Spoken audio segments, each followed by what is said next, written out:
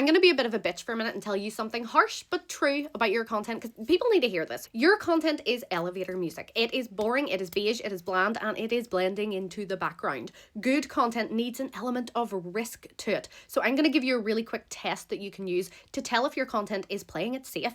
And then if it is, I'm going to give you some tips that you can use to add a bit of risk. Because look, as a TikTok coach, I understand why people play it safe with their content. If you say anything that kind of goes against the grain, people can sometimes come for your throat. And also, a lot of people believe that keeping it safe, keeping it polished, curated, having this image of themselves is the easiest way to grow. And it's just not.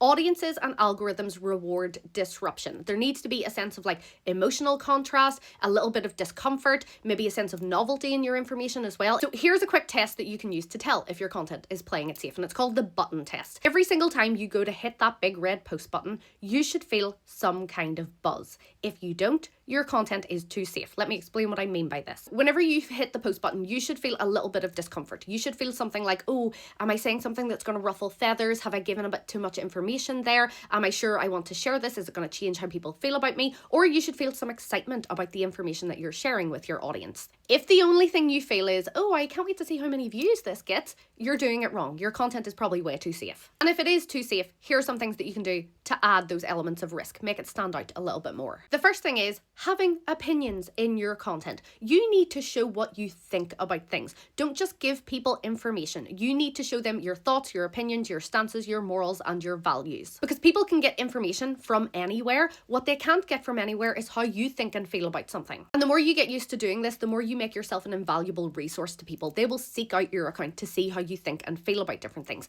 This could be doing something like saying, oh, this brand needs more attention, or this product is massively overhyped, or this is bullshit advice about whatever topic it might be. And the next thing is make your language stronger. So instead of saying things like, this might help a couple of people, say things like, this is something that more people need to know, because if you're not understanding this information, it is holding you back. Have conviction in the way that you say things. Stop playing it safe. Growth does not come from being liked kind of surface level by everybody. It comes from being deeply felt by the right people. If you want to know more about all this is stuff that I teach inside the Content Club, which is my TikTok course and community. I have modules on how to add conviction to your content, how to add emotion, opinions, and stances as well. If you would like to join, send me a DM and I will give you a discount code to get in there.